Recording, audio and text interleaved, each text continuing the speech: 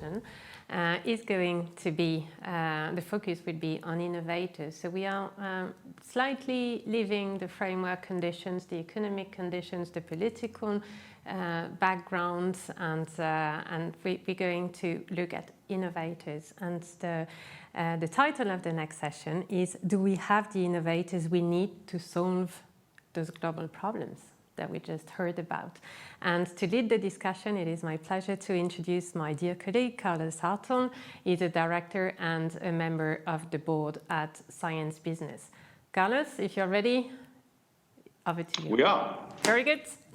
We are. Thank you very much, Marilyn, for the kind introduction. I want to extend a warm welcome, of course, to everybody who follows the session and the whole conference online. It's my pleasure to have a panel here with a few distinguished guests who will introduce very shortly. But let me first comment a little bit on the talent question. No crisis gets resolved without human ingenuity and effort, of course. It's pretty obvious today, but that's not going to change anytime in the future. So it's our duty today to make sure that the young talents do have opportunities to grow, to be trained, to get around, understand, learn, make experiences that's going to prepare them well for the challenges that they need to tackle and resolve the moment their time has come. That's the scope of this panel today. I want to quickly thank the ATTRACT program funded by the European Union for being the sponsor to this panel, which is very gratefully acknowledged. And I want to thank my panelists today for taking the time, making themselves available and sharing their views on the topic. Let me introduce them very briefly. First, we have Iskra Mihailova, who is a member of the European Parliament. Good to have you here, Iskra. Thanks for joining.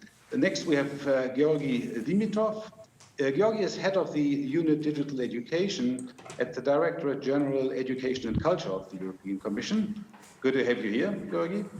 We then also have Ilka Nimele. Ilka is the president of Aalto University, also involved in the ATTRACT program. And then, as a number 4 on the panel, we have Olivier Crozet. He is the head of pedagogy at 42, which is a French coding school that already has developed roots in other countries, as I just recently learned, and is spreading as a model around the globe. So a warm welcome to all 4 of you. Again, thanks for taking the time. And since I just introduced you, Olivier, let me start also out with the first question to you. When we talk about talents, kind of everybody has a certain idea of what that means. Maybe someone in elite colleges or something else. In reality, the question is, of course, much broader. Where do we find those talents? Who are they? And what is your approach to identifying talents and training them, especially on digital skills? Well, thank you very much, Carlos. I'm very glad to be here with you. Thank you to all our viewers. Well, your question is probably, it looks like it's a little bit tricky question, but from my personal experience and point of view, I think that those talents are actually everywhere. And I will start with the where. And from my experience, we can find those kind of innovators and talent from different age, from different school background, and from different social background as well. The who might be a little bit more complicated because obviously not everyone is ready to be creative and to lead such kind of innovation and to solve our global problems. I think that an agile state of mind would be the best answer to define the who. But we can find such kind of agile state of mind from many different profiles and from many different backgrounds. My personal conviction here is based, of course, on my personal experience. As you mentioned, I'm the head of pedagogy of 42. It's an IT school, a coding school, located in Paris, but also in many other countries around the world. And our main goal is to train our students directly to the labor market as a developer or as at some point CTO in companies, so with a strong technical background and coding background. We do need, because it's the way our IT works, the IT field is something that is very, that evolves very quickly.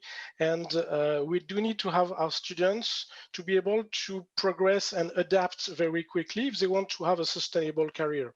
because indeed, if in 10 years, if in 20 years, the technology will be different, the coding language will be different. So we need to have our students to adapt all along their own career. So from my perspective, we need to develop not only technical skills for our students, but also this agile state of mind. And inside the curriculum, of course, we try to increase and improve the skills, but we do also have a very strong selection process at the beginning to try to find and detect this talent among the general population. Our main leitmotif here is just to tell everyone, hey, just try out our selection process. And maybe during the selection process, you will realize that it's something that is for you, or it's something that is definitely not for you. But we don't want to say, if you are sure you want to do some IT coding, start our selection process. No, we want our selection process to reveal hidden talents. And we made two strong choices also in this hiring process. We decided to have no degree requirement, meaning that everyone above 18 years old can actually apply to 42 without any need of high school degree, without any need of bachelor or master degree or whatever degree, because we did have some previous experiments about people completely out of public education that did drop out of public education at 16 years old, and then they got small jobs and completely randomly they just went into a coding school, and it looks like that it was something definitely made for them. So we knew from previous experiences that we could have these people who did not even know that IT was for them. And I think that maybe public education is not ready to reveal all this talent we are looking for. So I think it's important to have such kind of alternate education path to be able to attract and to be able to detect different talent. We also have a second strong element at the beginning of the selection process in 42. The school is completely free for the students. So it means that we try to attract people, whatever their social background. Unfortunately, in France, but it's also the case in other European countries, we do have a strong connection between the coming from a poor social background and to have some difficulties to access into a higher education. And usually coding school and ICT, something that is very often connected to engineer school. So it's deep into higher education, and sometimes we are missing some very interesting people for such kind of field of topic and such kind of job and career at the end. So from our experience in 42, definitely it's we do have a very strong diversity among our students and during this selection process, and we can definitely see that people with very extremely different social background, school background can actually fit into our pedagogical model and can become a specialist in IT with this agile state of mind with creativity to create innovation in companies. But our selection process just tells us it's not for everyone. So of course we are just one possible path among many others. Yeah, thank you very much, Olivier. I have one brief follow-up question, just out of curiosity. What do you find harder to teach? The hard coding skills like algorithms and how to implement it in some crypto language, or the agile state of mind, as you called it? Just is it about the same? It depends on person, or do you think there's one thing that stands out, which is for people harder to embrace? Well, I think that we attract students with the IT skills. They are very happy to spend hours in front of a computer, starting learning how to code, how to create websites or mobile apps, and so on, or make some artificial intelligence algorithm. But if you just tell them, okay, now we are going to develop your soft skills, they probably say, oh no, I don't want that. My students are a little bit in a this geek state of mind, I would say. But we hope that our learning context, our learning experience with no teacher, with no lecture, it's a completely different way of learning.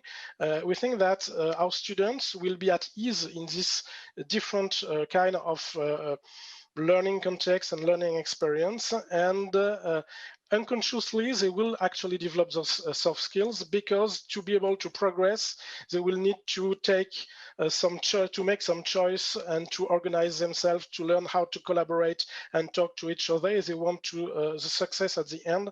Because if they are not doing this, if they are not developing these soft skills, they will fail actually.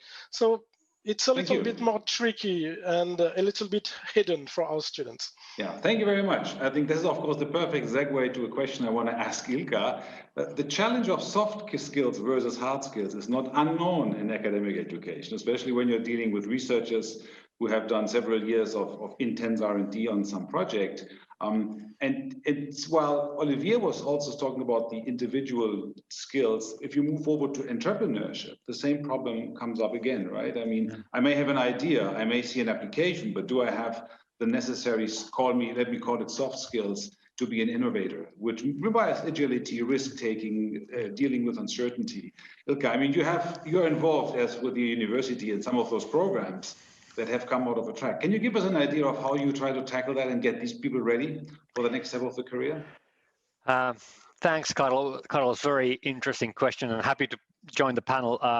I think this is something sort of where to find the innovators and entrepreneurs really to solve the great global problems is a really important matter, and something that we need to tackle in Europe if we want to be competitive in the world scale. And often these kinds of global problems require systemic solutions, and they can be all built only in multidisciplinary collaboration. And nobody is actually born with these kinds of competencies. So we need to help people grow to be innovators and entrepreneurs. And I think we need to start early. So I think that at Aalto, where I come from, we think it requires quite a holistic approach that goes very deep in transforming even the organizational culture of the university. So our experience is that becoming an innovator or an entrepreneur requires kind of the right mindset, skills, opportunities to grow, and right environment and support. First of all, at Aalto, we try to inspire our students and faculty by exposing them to exciting role models and giving recognition and publicity to great work in this area. And then in our education, we have added elements that provide not only relevant skills, but also opportunities to grow and also to fail. So our educational flagships in this area are Aalto Ventures program for entrepreneurial skills and Aalto Design Factory for hands-on problem-based learning. Aalto Design Factory is a place for courses and projects where we bring together our partners with their real-world problems and then multidisciplinary student teams to solve the challenges, not just in theory, but really in practice, really go into the prototypes and others. This has been a huge success with a lot of global attraction. We have facilitated the foundation of more than 30 Aalto design factories all over the world, actually on 5 continents. And this is a network that is also working together, so it's actually quite exciting. You mentioned Attract. Actually, one design factory is in CERN, the Idea Square, and the Attract project works there in the design factory model with really fascinating student-driven projects stemming out of CERN research, which is sort of very, very exciting. But for opportunities to grow, we really need more. At Aalto, we have given a lot of responsibility to students, and they have really done wonders.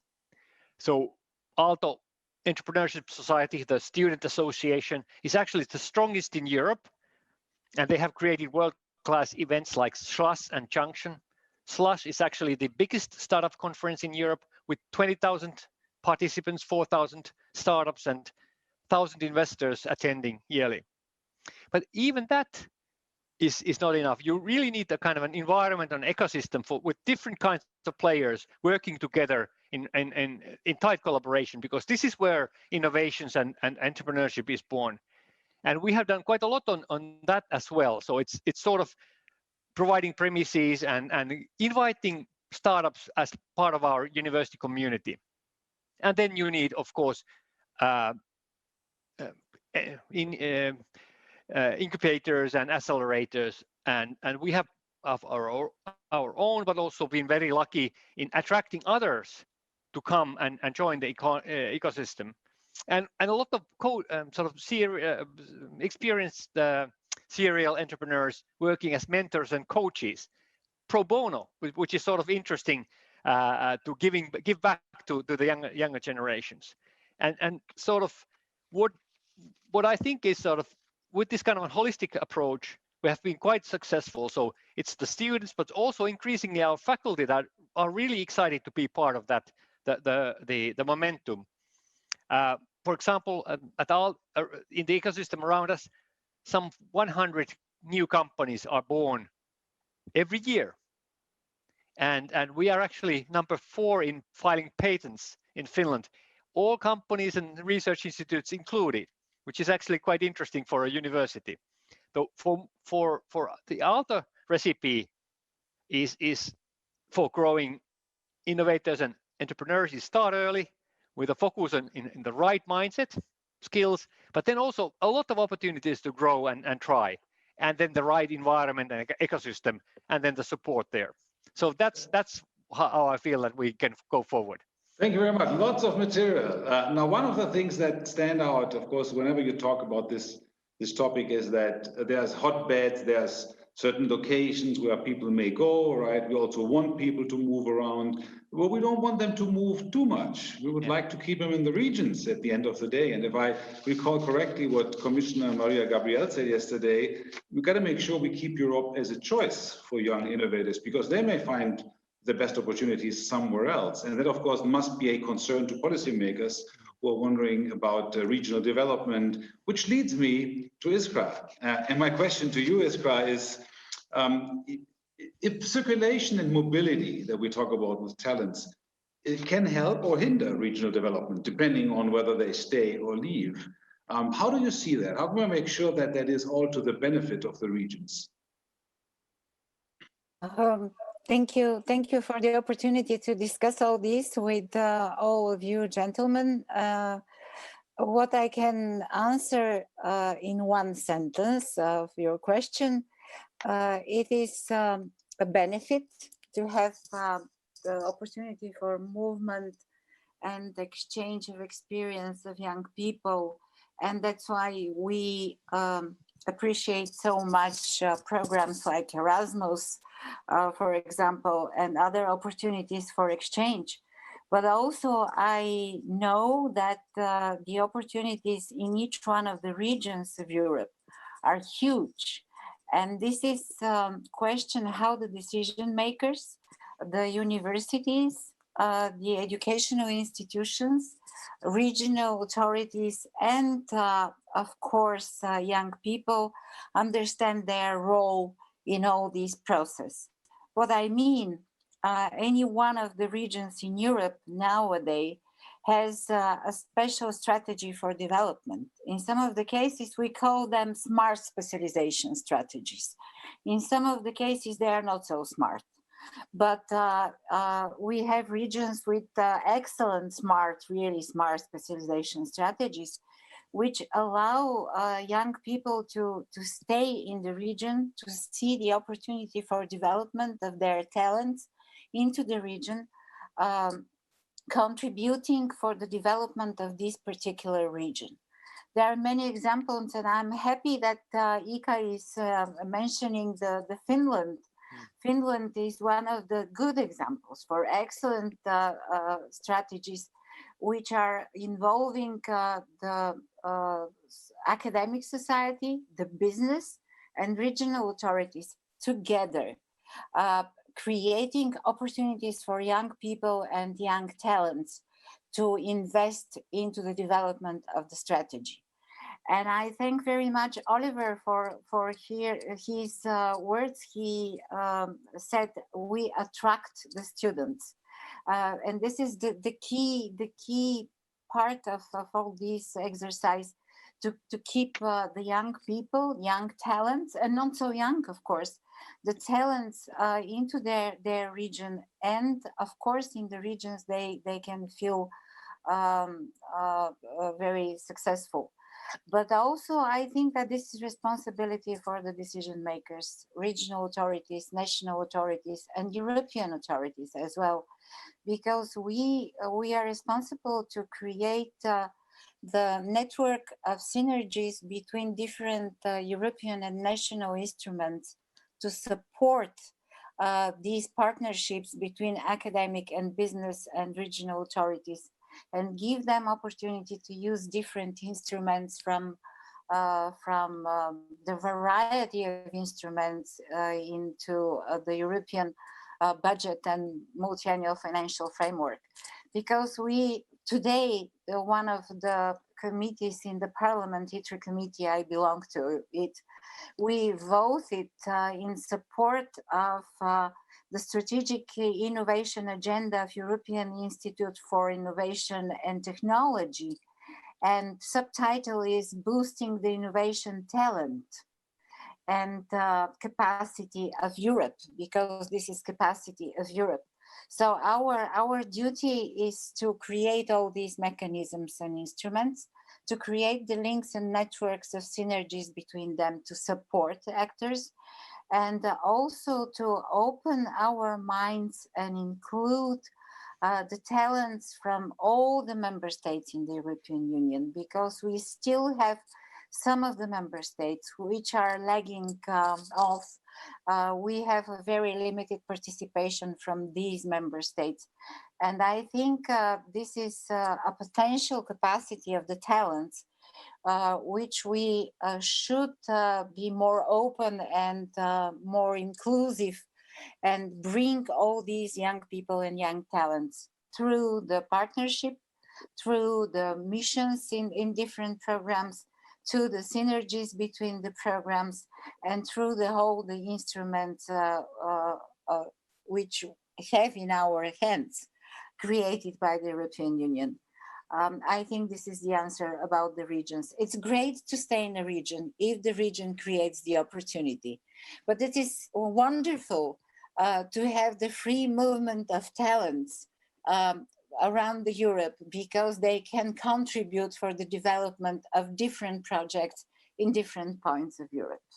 Thank you very much, Iskra. So it's a very clear plea here for supporting in the region. And of course, Georgi, there's tons of material with all that was said already. When I turn to you and ask what can the European Union do to address some of that or all of it, especially since the education sector is one of those most removed, I guess, from what typically happens in Europe as setting standards and giving impulses for Europe. It's often national, of course national, but it's also even regional in some cases. So maybe what you can do is limited, but give us an idea of how you would respond to those demands that you heard.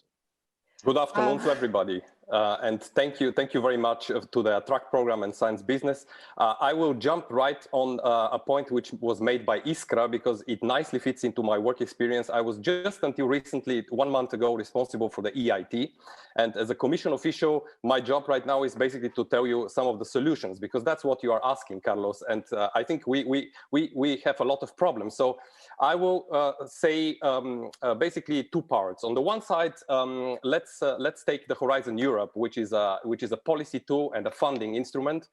And I want to pick up the EIT there, because the EIT has been in the last 10 years a good example of how you can instill talent development through innovation and research program. It is quite distinctive in that sense, because it has been promoting entrepreneurial and innovation education across the disciplines, across multiple societal challenges, from the health sector to climate. And in fact, I'm very happy that also Ilka is around, because Aalto University is part of several of the knowledge and innovation communities of the EIT. And I think the EIT has shown that talent development is and can be a core part of research and development policy.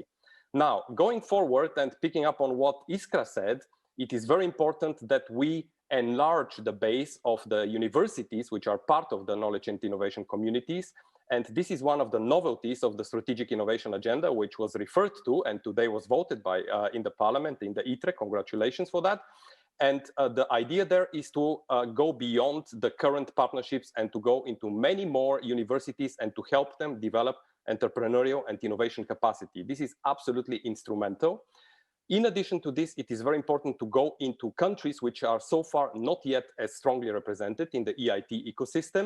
And we have a lot of data on very strong places, but also others where a lot of opportunities emerge. So on the one side, through Horizon Europe and the EIT, you see really a pattern of how you can develop talent through European intervention and through Horizon Europe.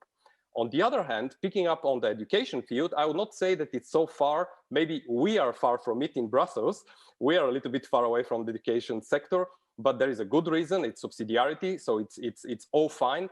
The issue here, if I may open the COVID Pandora box, is that with COVID, what we have seen right now is that in a society where social mobility is already becoming a problem for young people, for 20 years olds and so on, with COVID, we are risking to fall even further back. And my thesis will be that talent needs to be also developed. Of course, you can find it, but you have to also grow it. You have to develop it. And this is why, for example, with Erasmus and with the increase of the Erasmus budget, which is 60% on a comparative basis to the last budget of the MFF, we are seeing a lot of effort and a lot of focus on the side of the Commission to boost education and training investment. And here, let me finish by the Digital Education Action Plan, which we are now starting to implement and which I'm also responsible for. Here, what we are seeing is an amazing amount of opportunities in addition to a lot of problems, but we are seeing an amazing amount of opportunities in terms of empowering universities to go for more upskilling and reskilling. Why not think of universities as lifelong service providers? We're talking about lifelong learning. Why not think about this on a continuous basis, establishing them in their strong regional places, because universities are often really the lighthouses in regions. Why not think about them also in terms of developing on a continuous basis the type of skills that talent need, especially when you have to do remote work or remote learning. So with the new sort of digital education also action plan, this is the type of talent we want to develop. Maybe not always physical, but also building on what is needed in terms of skill and what the economy is actually asking for. Keyword, digital skills and competences. Thank you. Thank you very much, Georgi. Let me feed in a question from the audience at this point. Maybe this is a good fit, and I may ask you, Olivier, to comment on it or to answer it. The question is from Stuart Anderson, who's asking, looking at disruptive innovators, they typically seek areas where governance is absent or low, and the tech sector is an obvious example. We all see it and sometimes suffer from it, but it's a reality, and where things do move pretty fast. His comment is Europeans find it difficult to deal with such a lack of governance. And the question is, what skills do innovators need in order to thrive in a more governed environment, which Europe definitely is, and France certainly is too. Olivier, I mean, any ideas around that? Is it just different to be a techie in Europe than if you were in Silicon Valley or somewhere else, where people have more like a move fast, break things attitude, which is not exactly what we like to see in Europe? Well, we do have a lot of campus in Europe, actually, so we are facing the same situation, indeed. I think that maybe sometimes the mentality is quite a bit different. I'm remembering of a very old interview of Steve Jobs on French television. It was back in 1984. He was coming in France to promote the first Macintosh, and he was explaining that indeed the state of mind was different, and in Silicon Valley, people had this habit to dare trying something new and fail and try it again, and it was completely okay, and it was part of this entrepreneur state of mind, and it was something that was lacking actually in Europe. We had a very good ideas, he was saying, but this lack of trying something new and yes, lacking of mind agility. We start having some experience abroad, and we started a campus in Silicon Valley 4 years ago, if I'm correct, and we did realize that actually this was not completely spread over all the young people out of high school, and it was only not everyone had this entrepreneur state of mind actually in Silicon Valley and in San Francisco area, but maybe the public system education also in the US, also in this kind of place, was more closer to the European system, where we ask all the students to be very individualistic in their way of learning very often, and also to learn exactly the same thing. It's one of the comments I've got from one owner of a small company, of startup, hiring one of my students. He said, I've got two people from a very famous French engineer school in front of a problem. They all comes with the same, they both come with the same solution. But your student from 42, well, actually he was completely thinking out of the box and shaking things up. And indeed, it's important to have this creativity and to be able to see things differently. And so far in most campuses, and not only in Europe, I've seen this kind of difficulty with regular students out of public high school, 18 years old, 20 years old, to already, I did not see a huge mass of people having already this agile state of mind. So from my point of view, all governments from almost all around the world need to be in primary school, in high schools, they need to try to develop a lot of soft skills, including this creativity, including this agile state of mind, a lot of soft skills as well, collaboration skills. Yeah, so a lot of work to do in many countries from my perspective. Thank you. So it's encouraging governments to develop the pathfinders that are going to figure out where the loopholes are in all the regulation, and you can dive in. I want to hand over to Ilka for a question. A lot of that unregulated stuff, it does happen in the tech sector, software sector, while a lot of what you do also at the university has to do with deep tech. So hardware-related things, physical, cyber-physical systems, or maybe even core materials. Yeah. The question around regulation, is Europe at an advantage there when it comes to deep tech? Not so much apparently in tech as we have seen over the past 2 decades or 3 decades, but do you see an advantage here for the European system overall? When it comes to hardware and regulation, some things need to be regulated, otherwise you can't innovate at all. I think that sort of there's some advantages, I would say, because once these kinds of new materials or gadgets or physical things come into market, they are anyway quite well regulated because of the health and environmental issues and so on. And if you sort of take that into account when you do the innovations, basically there's also quite a lot of room for disruptive things and really breakthroughs. And with the kind of let's say, sustainability issues that are coming so much stronger at the moment in the business as well.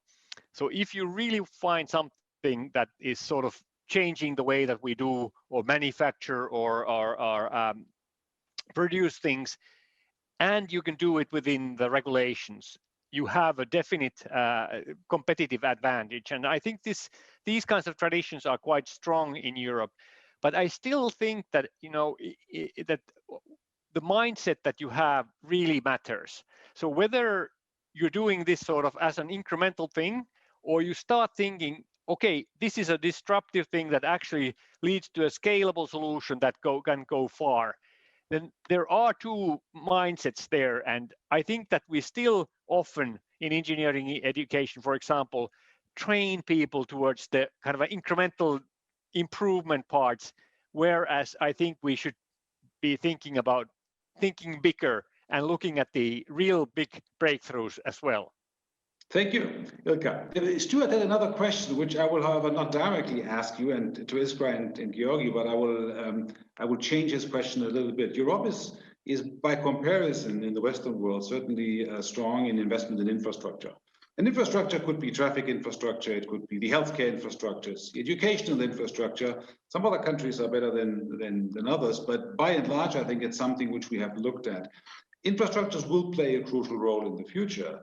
Innovators around infrastructures, how do we encourage that, right? How do we upgrade the infrastructures, improve the infrastructures with new concepts and ideas, which is not one product or one software, but it's systemic thinking. How can I would ask, how can, if you will, the policymakers, Iskra, and in the region in particular, use that element to attract people with innovative ideas and say, hey, why don't you come to us? We're at the process of developing things, building it up for the first time. You're very welcome to join us in this effort. What could be done to encourage that, Iskra? Oh, you need to switch on your microphone still. Absolutely, you're right. I have to switch the microphone. So thank you for this question, because it allows me to come to very, very sensitive issues at the moment. Because if you remember, we now try to prepare some of the regions in Europe for transition movement forward to decarbonized economy. We mean some regions in which we have mining industry, in which we have coal production and some electricity production from the coal. In any case, these are regions in which we expect to transform enormous number of labor to new skills and give them the opportunity to work and learn how to work in new environment. European Union created the mechanism, just transition mechanism, with those instruments. We can involve, talking about synergies between the instruments, we can involve different instruments from the portfolio of the European Union to support this process. But I will give a very simple example. Bulgaria, a small country with the small regions depending of the coal production and coal mining. What we can offer to these people and how we can support them only through the investments in innovations and bringing talents in the new areas, in the new economic sectors. For example, construction sector.